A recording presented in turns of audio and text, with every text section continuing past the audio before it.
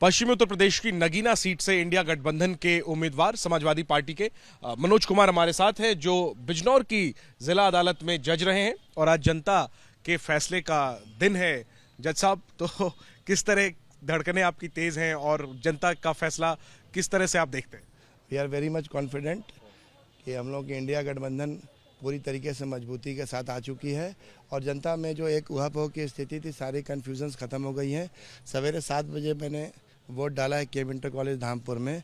वहाँ से ही जो लहर बनी हुई है, प्रत्येक नागरिक नगीना कॉन्स्टिट्यूएंसी का जो दिखने में लग रहा है, सीधा सीधा कह रहा है साहब इंडिया गठबंधन का मैं दे रहा हूँ मत, और इन जुल्मी सरकार को, तानाशाही सरकारों को आप लोग 2024 में वापस दीजिए। जानकार हैं, राजनीतिक जानकार हैं, वो नगीना सीट को बड़ी दिलचस्पी से देख रहे हैं, क्योंकि यहाँ पर एनडीए यानी बीजेपी, इंडिया गठबंधन यानी समाजवादी पार्टी, बीएसपी और अब चंद्रशेखर आजाद के आ जाने से कह रहे हैं 4 चेहरों के बीच, 4 पार्टियों के बीच में ये मुकाबला है।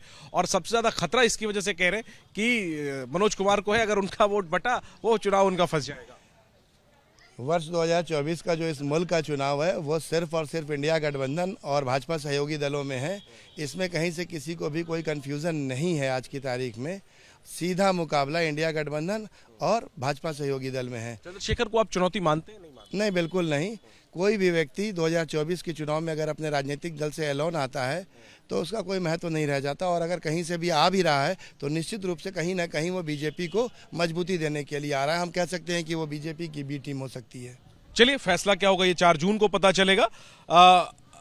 वोटिंग सुबह से किस तरह से हो रही है, और आपने कुछ शिकायत भी दर्ज कराई है, कुछ इशू को उठाया है, क्या क्या मसला है? कुछ बूथ्स पे जो आम वोटर जा रहे हैं उनको छोटे जो स्लिप्स हैं, छोटे स्लिप्स उनको कह के वापस कर दिए जा रहे हैं। जैसे ये है कि नहीं, बड़े स्लिप ले आइए। तो हो सकता है कि ट्रेनिंग में जो कर्मचारी हैं या जो संबंधित लोग हैं उनको पूरी तरीके से ट्रेनिंग नहीं दी गई है और अनभिज्ञता जाहिर कर रहे हैं वो।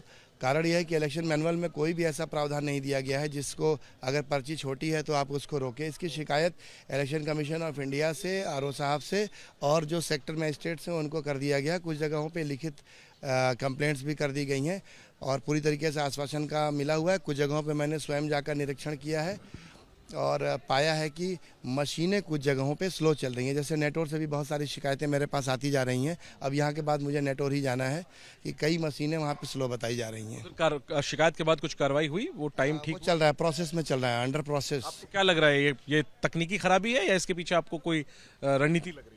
ईवीएम एक बहुत बड़ा मुअम्मा है। इससे हम लोग रूल आउट या कहीं से इसको हम लोग क्लियर मैसेज नहीं दे सकते। अभी भी सुप्रीम कोर्ट में इसके बाबत लिटिगेशन पेंडिंग है। दुनिया के सभी विकसित देशों में जहां हम लोगों से कई गुना तकनीकी रूप से आगे हैं, उसके बावजूद बैलेट पेपर सिस्टम है। लेकिन फ़िलहाल सुप्रीम कोर्ट में मामला पेंडिंग है, लेकिन प्रशासन को इसके बारे में जानकारी दी गई है और उम्मीद किया जाता है कि जल्द से जल्द इसका निवारण। आपके क्षेत्र में मतलब ईवीएम ठीक से भी काम कर रहा है? स्लो है, इसके अलावा बाकी process itself is not a good process.